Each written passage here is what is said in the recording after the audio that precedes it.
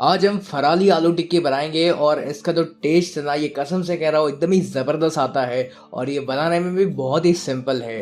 तो इस फराली आलू टिक्की को बनाने के लिए यहाँ पर मैंने लिए है आधा कप साबूदाना। तो ये जो साबूदाना है इसको हम एक मिक्सर में ट्रांसफ़र करेंगे और फिर इसको ग्राइंड करके हमें इसका एक पाउडर बनाकर रेडी करना है। तो चलिए, जैसे कि आप देख पा रहे हो कि जो साबूदाना का पाउडर है ये बनकर रेडी हो चुका है। तो अभी फिलहाल हम इसको साइड पर रखेंगे। अब आपको यहाँ पर चाहिए आलू। तो ये मैंने 4 से 5 मीडियम साइज के उबले हुए आलूओं का इस्तेमाल किया हुआ है और इन आलूओं को हम इसमें मैश करके ऐड करेंगे। आज तो हम ये फराली आलू टिक्की बना रहे हैं, लेकिन आपको और कौन सी व्रत की रेसिपीज देखनी है ये आप मुझे कमेंट्स में जरूर लिख कर बताइएगा। तो ये जो आलू है इसको आपको अच्छे से मसलना है ताकि एकदम ही स्मूथ हो जाए और इसमें आलू के कोई भी बड़े बड़े लम्स ना रह जाए। अगर आप आलू को ग्रेट करना चाहते हो तो आप इसे ग्रेट भी कर सकते हो। चलिए, सारे आलू अच्छे से मैश हो चुके हैं। तो अब जो साबूदाना का पाउडर हमने बनाकर रेडी किया हुआ था वो हम इसके अंदर ट्रांसफर करेंगे। अब हम इसमें ऐड करेंगे स्वाद अनुसार नमक। लेकिन आपको यहाँ पर बहुत सारा नमक इसमें ऐड नहीं करना है, क्योंकि हम इसके लिए एक स्टफिंग भी रेडी करेंगे और स्टफिंग के अंदर भी हमें नमक का इस्तेमाल करना है। अब बस इन सारी चीज़ों को हमें अच्छे से मिक्स करना है और इसका हम एक डो बनाकर रेडी करेंगे। अब अगर आप यहाँ पर साबूदाने के पाउडर का इस्तेमाल नहीं करना चाहते तो इसकी जगह पर आप व्रत के आटे का इस्तेमाल कर सकते हो या राजगिरा का इस्तेमाल कर सकते हो। तो ये आपके ऊपर है कि आपको यहाँ पर क्या इस्तेमाल करना है। चलिए, जैसे कि आप देख पा रहे हो कि जो आलू और साबूदाना का ये जो डो है ये बनकर रेडी हो चुका है। तो अभी फिलहाल हम इसको साइड पर रखेंगे और तब तक हम इसके लिए एक स्टफिंग तैयार करेंगे। तो स्टफिंग को बनाने के लिए यहाँ पर मैंने एक पैन में लिया है 1 बड़ी चम्मच जितना घी। घी जब अच्छे से गर्म हो जाए तब हमें इसमें ऐड करना है काजू। ये मैंने आधे कप टूटे फूटे काजुओं का इस्तेमाल किया हुआ है और इन काजुओं को हम इस पैन के अंदर ऐड करेंगे और फिर हमें इसको तब तक भूनना है जब तक कि हल्का सा गोल्डन नहीं हो जाता। हम काजू को घी में इसलिए भून रहे हैं ताकि इसका जो फ्लेवर है वो और निखर कर आए और हमारा ये जो स्टफिंग है ये खाने में बहुत ही ज्यादा टेस्टी बन सके। लेकिन बस एक बात का आपको यहाँ पर ध्यान रखना है कि इसको आप मीडियम फ्लेम पर ही भूनिएगा। अगर आप जल्दबाजी में इसको हाई फ्लेम पर भूनने जाओगे और ये कहीं से जल जाएगा तो फिर इसका जो टेस्ट है वो उतना अच्छा नहीं आएगा। चलिए, जैसे कि आप देख पा रहे हो कि जो काजू है ये बहुत ही अच्छे गोल्डन ब्राउन हो चुके हैं, तब हम इसको साइड पर निकाल लेंगे और इसको आपको पूरी तरीके से ठंडा कर लेना है। एक बार जब ये काजू ठंडे हो जाए उसके बाद एक चाकू की सहायता से हम इसको एकदम ही छोटे छोटे पीसेस में कट करेंगे। आप चाहो तो इसको मिक्सी में डालकर भी पीस सकते हो, लेकिन ध्यान रखिए कि इसका आपको पाउडर नहीं बनाना है, इसका आपको हल्का सा दरदरा ही रखना है। तो मिक्सी को चालू बंद करते हुए आप काजू के इस तरह से छोटे छोटे टुकड़े कर सकते हो। चलिए, काजू को मैंने इस तरह से छोटा छोटा कट कर लिया है। तो इसको हम एक मिक्सिंग बोल के अंदर ट्रांसफर करेंगे। अब इस स्टफिंग के अंदर एक तीखापन लाने के लिए मैं इसमें ऐड कर रहा हूँ 2 से 3 हरे मिर्च।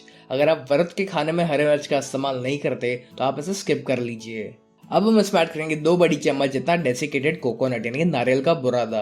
आप चाहो तो यहाँ पर फ्रेश नारियल का भी इस्तेमाल कर सकते हो। अब इसमें एक हल्का सा स्वीटनेस लाने के लिए हम इसमें ऐड करेंगे 1 बड़ी चम्मच पाउडर्ड शुगर यानी कि पीसी हुई चीनी। इस पीसी हुई चीनी का इस्तेमाल करना ऑप्शनल है, आप इसे नहीं डालोगे तो भी चलेगा। और फिर इसी के साथ हम इसमें ऐड करेंगे स्वाद अनुसार नमक। लेकिन ध्यान रहे कि हमने नमक का इस्तेमाल पहले भी किया था, तो इस समय पर बहुत सारा नमक का इस्तेमाल ना करें। अब बस इन सभी चीज़ों को हम एक बार अच्छे से मिक्स करेंगे। अब ये जो स्टफिंग है ये काफ़ी ड्राई है और जब आप आलू की टिक्की को खाने जाओगे तो चांसेस है कि ये स्टफिंग बाहर बिखर सकता है। तो ऐसा ना हो इसलिए हमें इस स्टफिंग के अंदर एक छोटे से उबले हुए आलू का इस्तेमाल करना पड़ेगा। ऐसा करने से इस स्टफिंग के अंदर काफ़ी अच्छे से बाइंडिंग आ जाएगा और ये स्टफिंग बिखरेगा नहीं। चलिए, जैसे कि आप देख पा रहे हो कि जो स्टफिंग है ये रेडी हो चुका है और ये इस तरह से अच्छे से बाइंड हो जाना चाहिए। अब आपको क्या करना है कि जो आलू का डो था उसमें से आपको इस तरह से एक मीडियम साइज का बॉल बनाकर रेडी करना है। फिर हम क्या करेंगे कि इसमें से हम इस तरह से एक छोटी सी कटोरी बनाएंगे और अब जो हमने स्टफिंग बनाकर रेडी किया हुआ था वो स्टफिंग हमें इसके बीच में फिल करना है। इसमें बहुत ज़्यादा भी स्टफिंग फिल मत करिएगा, वरना फिर आपको इसको बंद करने में दिक्कत आ सकती है।